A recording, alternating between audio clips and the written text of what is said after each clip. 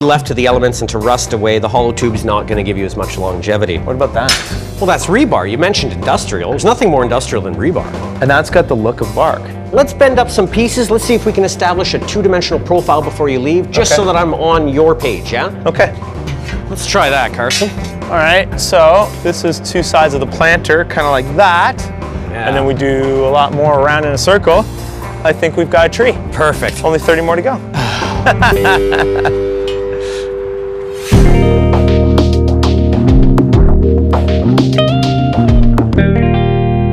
Throughout my career as a landscape designer, I've either worked around existing trees or planted new ones into spaces because I believe so strongly in the benefits that trees have on the environment. But at the Lansdowne subway station, I'm not able to do that because of the proximity to wires and to the tracks below. So I have something else in mind. I'm going to take a picture of a tree, this one right here, and I'm going to have it blown up so that it fills that big blank wall. So basically I want to use this picture and I want to blow it up so that we can use it outdoors. No problem. Okay. This is a 15 mil scrum vinyl. Okay. This is a huge wall and I need to cover a lot of it. These rolls come on rolls of 42 inch by as long as you want. Although, I could do 4 individual panels and actually leave spacing in between them. Sure. So 4 panels, 15 feet tall. I think that's going to work actually. Great. I do want to do this in black and white because I think that's going to be a bit more dramatic in the space. How long is it going to take you to finish this? We'll have it free for the end of the day. Perfect. You got a deal, sir. Very good. I really love Sean's suggestion about including Explorer roses at the bottom of the rebar planter. What about adding something that would bloom later in the year, like a John Cabot rose? Now, Explorer roses are travelers, which means they're climbers, which is why it's ideal in this application. The wisteria will grow out over the top and bloom in early spring.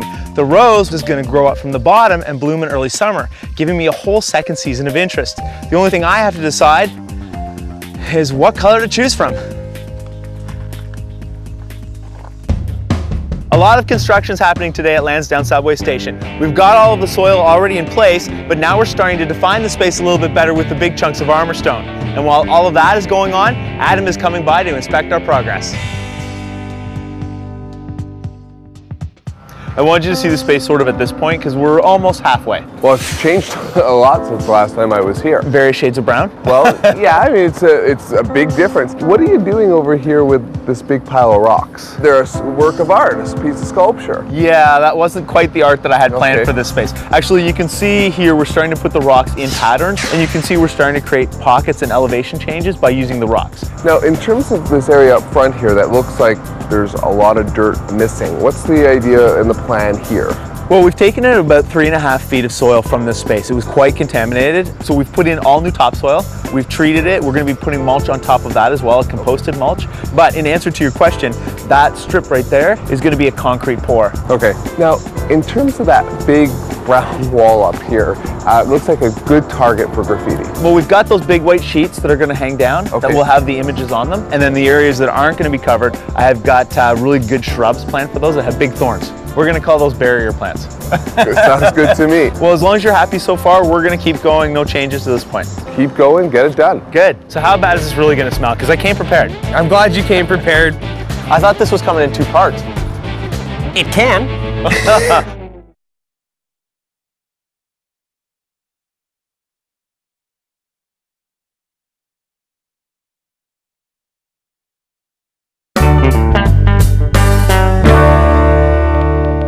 The Green Force team and I are installing a garden at the entrance of the Lansdowne subway station. We're creating a space that is designed to visually stimulate the passers-by, yet deters people from hanging around. Think of it as an outdoor gallery, and this transformation as a piece of art.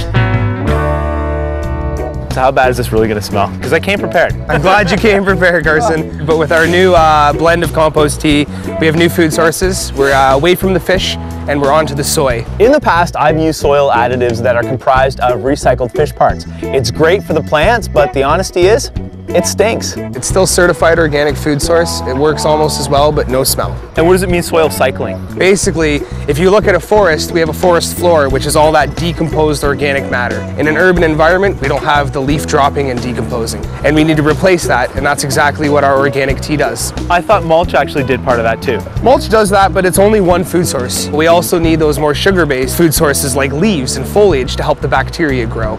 So mulch helps, but it's not the full answer. Then how is this applied? Are we just spraying it on? Yeah, we're gonna do a lot of spraying, get it nice and soaked in there, and do a little bit of deep root feeding, not too deep, but just make sure those larger shrubs that are headed in there have a nice healthy soil system to grow into. Very cool. Well, I can't wait to see it happen. So let's do that. Let's do it.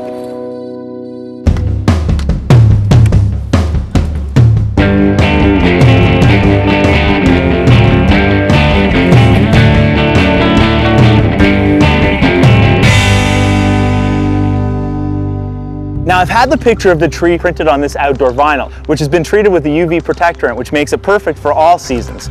I've had it done in 4 individual panels, which will be side by side with gaps in between. Now that way, it really gives a lot of drama to the entire garden. Now, once I lay all of these out, I'm going to put grommets around the outside so that I can mount this directly to the concrete wall. So with all the grommets in place on the panels, I'm just simply attaching it to the wall using ordinary concrete screws and washers. It's a really easy process. And once the other 3 panels are up, Lansdowne Subway Station is finally going to get their tree.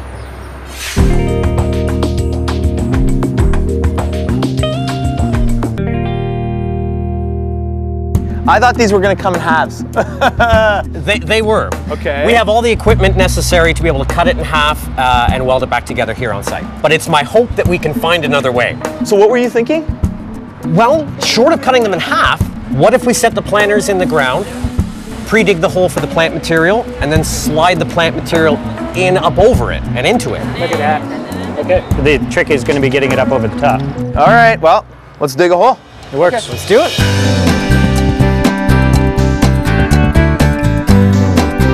Now that all the plant material has arrived, it's time to put the local community volunteers to work. Basically what you have to do is stick the plant in the ground. We're going to start small, and we'll work bigger from there. Then I'll get you doing the rest. I'm just kidding.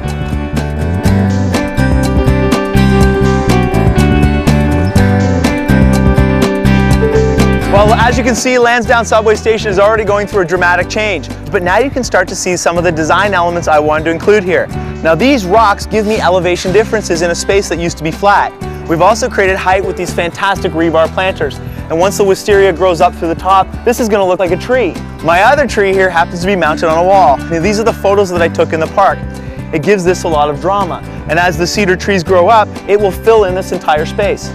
Here, I've planned for a lot of perennials and shrubs. They're going to do well without a lot of care. And the whole project has been set in by those 12 inches Adam asked for. Now there's lots of access for the snowplow and for pedestrians. And as the Green Force team works hard at getting everything in place, we can start bringing in that composted mulch. And I promise, when this project is all done, this space is going to look amazing.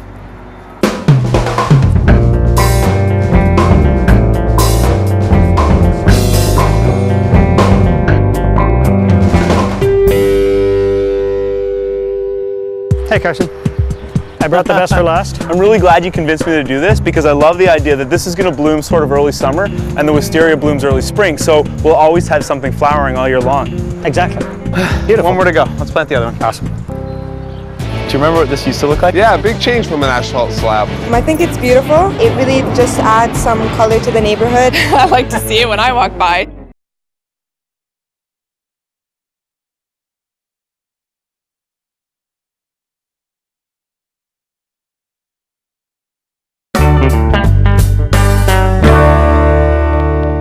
Green Force has taken a neglected piece of property next to the Lansdowne Subway Station and transformed it into a beautifully designed urban garden. We've removed all of the old earth and concrete and replaced it with tons of hardy plants and shrubs. We've built custom